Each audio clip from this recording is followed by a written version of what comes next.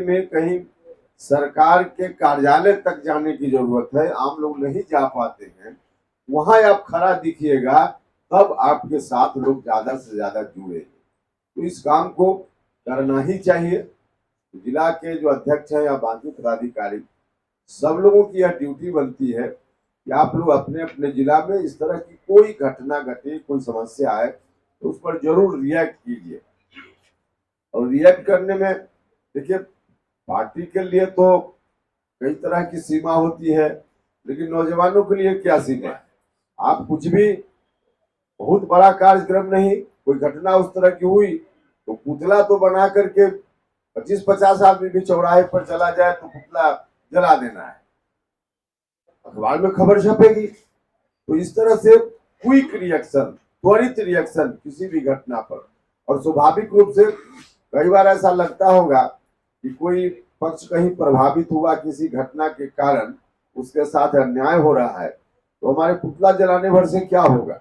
नहीं, पुतला जलाने भर से क्या, एक बार 4 लोग कहीं जमा होकर अखबार में बयान भी दे दे तो प्रशासन के जो संबंधित अधिकारी हैं उनके ऊपर असर पड़ता ही है।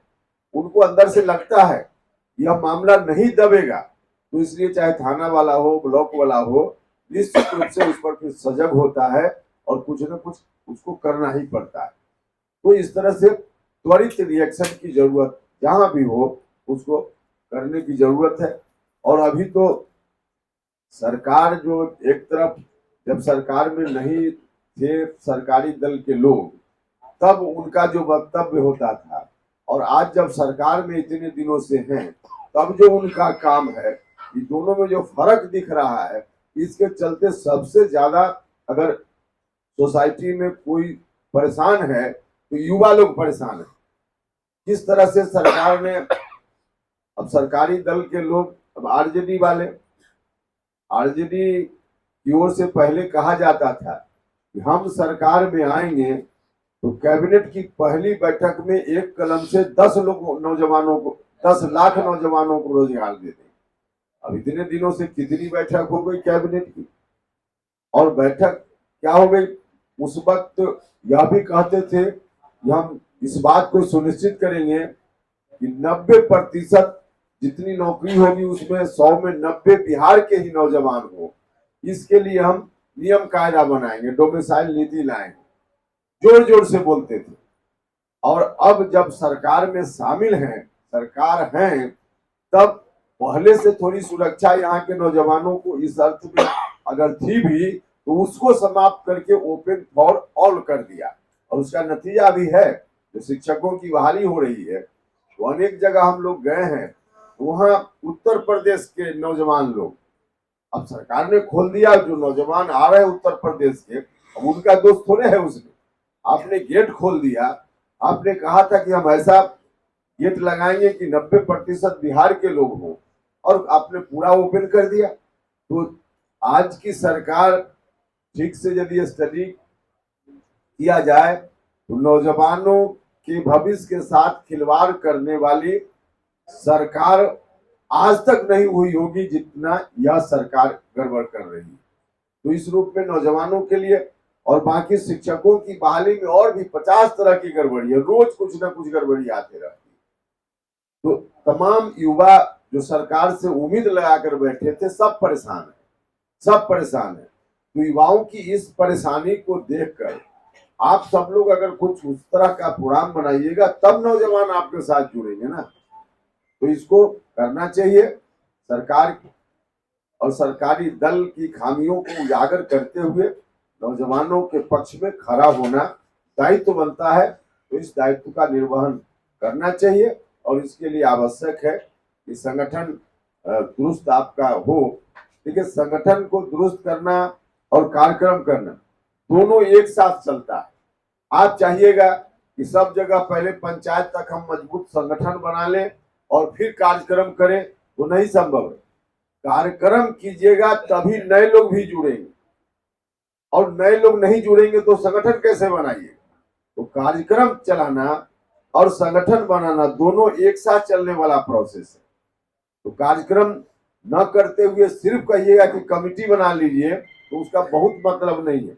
ठीक है, अभी जितने लोग आपके साथ जुड़े हुए हैं उनको सूत्रबद्ध कर लेना, यह एक काम है, यह एक काम है। लेकिन नए लोगों को जोड़ना, जब तक आप सोसाइटी में जाकर कुछ काम नहीं कीजिएगा, कार्यक्रम नहीं चलाइएगा, तब तक नए लोगों का आकर्षण आपके प्रति नहीं होगा। तो कार्यक्रम भी और साथ ही साथ संगठन निर्माण की प्रक्रिया भी, दोनों काम एक साथ कीजिए। और आप सब लोग यहाँ हम देख रहे हैं, कई लोग जब बोल रहे थे, बहुत सारे लोगों को तो पहले से भी हम जान ही रहे हैं, पहचान रहे हैं, लेकिन कई लोग जब बोल रहे थे तो बिल्कुल उनकी भाषा या फिर बोलने में जो मुद्दा, जो कंटेंट है, उसको देखकर मैंने, कल के नेता के रूप में आप ही लोग हैं, तो आप लोगों में क्षमता है, इस क्षमता का इस्तेमाल कीजिए। और जितने लोग यहाँ इकट्ठा हैं, इतने ही लोग मिलकर अगर ठान ले कि करना है, तो निश्चित रूप से पार्टी को जहां पहुंचाना चाहते हैं, पार्टी वहां पहुंच जाएगी। इतना मुझको आप सब लोगों के ऊपर भरोसा है। और आज के दिन में तो ठान लेने की बात है, तो ठान लेने का आज दिन भी है। हम सरदार वल्लभ भाई पटेल साहब को याद करते हुए इस बात का संकल्प हम सब लोगों को लेना चाहिए, लीजिए और आगे बढ़िए। पार्टी से जब कोई जरूरत होगी, जिस रूप में भी आपके संगठन के विस्तार के लिए कहीं कोई घटना घटे उस तरह की, तो उसमें हम लोगों को भी अगर सूचना मिले तो समय के अनुसार, हम यह नहीं कह रहे कि अब यहाँ से लौट करके कोई घटना हो तो चारों तरफ से फिर होने लगे कि आप आइए आप आइए, लेकिन जानकारी पार्टी तक भी पहुंचे। कोई घटना हुई तो उसमें कभी प्रदेश अध्यक्ष जी, कभी हम भी, और नहीं तो यहाँ पार्टी की ओर से कोई ना कोई टीम वहां चली जाएगी, तो इससे भी फिर एक मदद आपको मिलेगी। तो इस रूप में कहीं भी घटना हो तो उसको करिए। महिलाओं के साथ कोई घटना होती है, जैसा कि अभी भोजपुर की घटना के बारे में चर्चा कर रहे थे, आपने अच्छा किया, एक्शन लिया, थोड़ा ही एक्शन लिया, लेकिन कार्रवाई करने के लिए विवश होना पड़ा प्रशासन को, अरेस्टिंग हो गई, तो यह तो ये काम हुआ। लेकिन इसमें अब महिला प्रकोष्ठ की अध्यक्ष यहाँ बैठी हुई है, महिला से संबंधित मामला है, इनको बताइए, प्रदेश अध्यक्ष जी को बताइए। 5 महिला नेताओं के साथ महिला प्रकोष्ठ की अध्यक्ष भी चली जाएंगी, उससे जाकर परिवार से मिल लेंगी, तो एक सहानुभूति भी होगी और उस दिन भी एक खबर अखबार में बनेगी, तो उसके माध्यम से भी लोग जानेंगे कि देखिए राष्ट्रीय लोक जनता दल वाले हैं जो उसके साथ, पीड़ित के साथ, अन्याय जिसके साथ हुआ, खड़े हैं लोग। तो इस तरह से भी पार्टी का जो सिस्टम है उसका भी लाभ लीजिए। और आवश्यकता अनुसार जब भी कुछ लगे, हम लोग के लायक या पार्टी के लायक कुछ हो, तो हर तरह से पार्टी आपके सहयोग में है। और जहां आवश्यकता पड़ेगी तो हम भी आपके साथ हैं। इन्हीं शब्दों के साथ आप सब लोग आज आए बैठक में, बहुत अच्छा लग रहा है, उसको भी बुलाया आपने, तो आप सब लोगों का धन्यवाद करते हुए और फिर से एक बार सरदार वल्लभ भाई पटेल साहब के चरणों में श्रद्धा सुमन अर्पित करते हुए अपनी बात समाप्त करते हैं। बहुत बहुत